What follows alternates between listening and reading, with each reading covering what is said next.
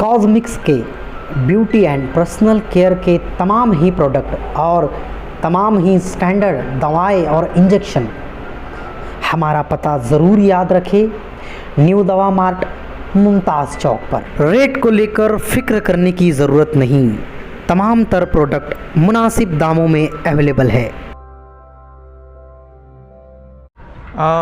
छावनी police station इन्होंने ये ऑफेंस 3 लोगों के ख़िलाफ़ में BSN सेक्शन 318, 4, 336, 3, 340 2 के तहत दाखिल किया हुआ है। पुलिस का ऐसा कहना है कि इस मामले में किरीट सोमैया नाम के डॉक्टर किरीट सोमैया नाम के एक पॉलिटिकल लीडर ने कुछ धान्य वितरण अधिकारी की तरफ चौकसी करके और छावनी पुलिस स्टेशन में अपने तहसीलदार विशाल नागराज सोनोने इनके तहत ये फिरियाद दिया हुआ है कि कुछ लोगों ने, उसमें 3 आरोपी भी हैं, इन्होंने अपना जन्म का प्रमाण पत्र बनाते हुए कुछ बोगस और बनावट डॉक्यूमेंट हाजिर करके और वो डॉक्यूमेंट का कुछ गैर इस्तेमाल करे, ऐसा इनका बोलना है।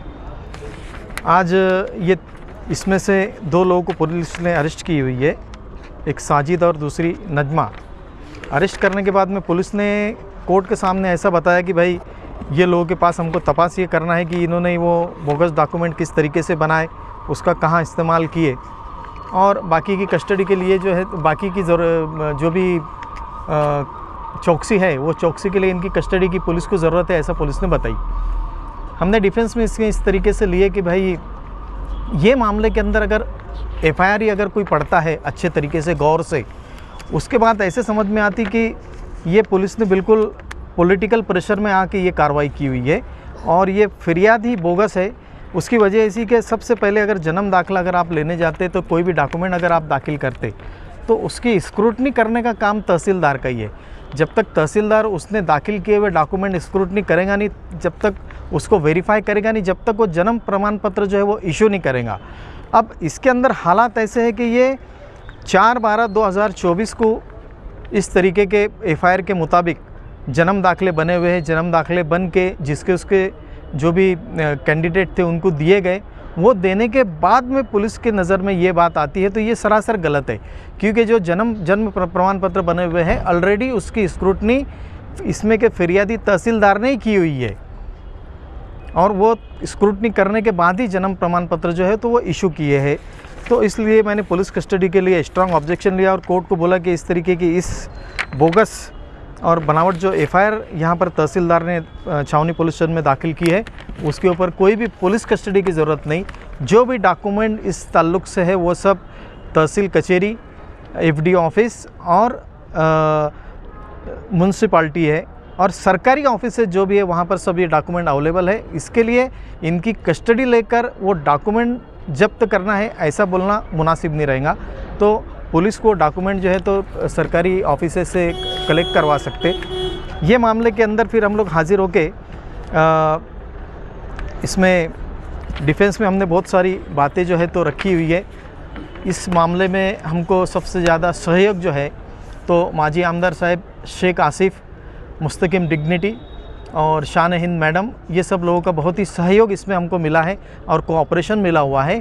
उसके अलावा हम लोग आगे भी इस मामले के अंदर एडवोकेट अज़ीम खान, एडवोकेट तौसीफ़ और मेरे सभी जूनियर और बहुत सारे मालेगांव कोर्ट के जूनियर भी इसमें शामिल होके, जूनियर और सीनियर सभी शामिल होके इसको किस तरीके से डिफेंस करते आएंगे इसकी तैयारी में हम लोग लगे हुए हैं। वकील साहब, ये जो केस दाखिल हुआ है 400 BC यानी कि 318, हाँ, क्या ये इतनी हार्ड कलम है कि जिसमें पुलिस 5 दिन की PC मांग रही है?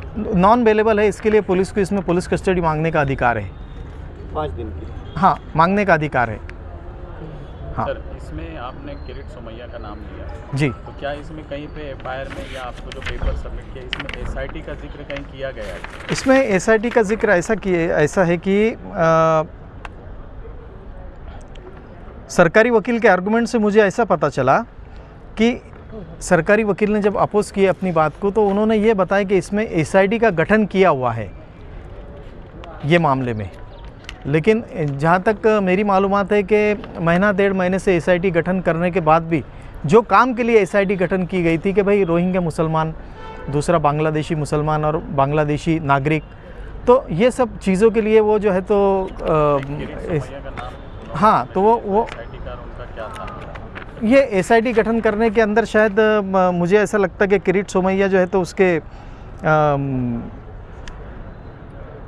उनके बोलने के ऊपर ये गठन किया गया हुआ है। सीधा सीधा राजनीति पॉलिटिकल मामला है ये, तो FIR देखते ही पता चल रहा, क्योंकि पॉलिटिकल मामले के अंदर अगर FIR में शुरू में ये बोलते हैं कि किरीट सोमैया इनकी तरफ से ही तकरारी अर्ज आया, ऐसा FIR के अंदर चौथी लाइन से ही समझ में आ रहा है।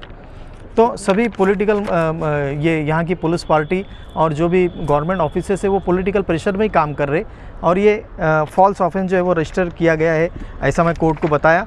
और जहाँ तक है कि इसका इन्वेस्टिगेशन अभी 4 दिन की पुलिस कस्टडी मिलने के बाद में आगे भी होने वाला है। पुलिस क्या लाती है प्रोग्रेस में, वो हम सबको देखना है।